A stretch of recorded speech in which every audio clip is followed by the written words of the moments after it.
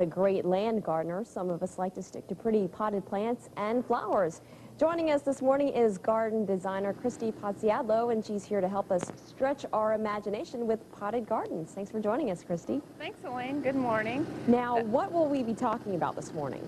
Well, I have got some different annuals and perennials, and I think in just putting them in just a regular clay pot, why don't you stretch your imagination a little bit and do something a little different?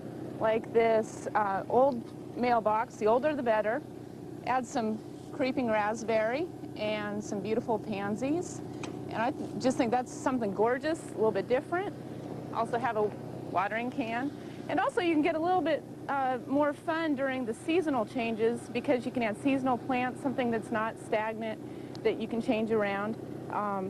And also the combination of plants is important, such as using something that's sort of bushy, something with some color like the pansies, and also ivy, something that's going to give you some length and that's going to sort of soften the edge of the container as it grows.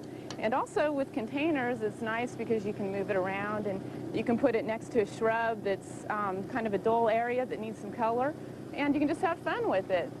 And as you mentioned earlier, we're not just talking about actual pots. You're finding different sort of neat containers to put the plants in. Right. Today's a perfect day to go out there, go to the antique shops, find some neat things like an old kettle, an old wheelbarrow, and just have fun with it. And it's really fast and easy to do. Just drop some organic soil in there, add your plants.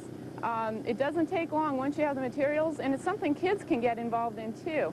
They can really have a great time picking out the plants, and something that you can do together and just sort of let them go crazy because it's not messing up your landscape, but they can enjoy it and get into gardening. Now, Christy, what is one thing that people need to know about potting plants, especially when you're mixing all sort of different kinds of plants in one container?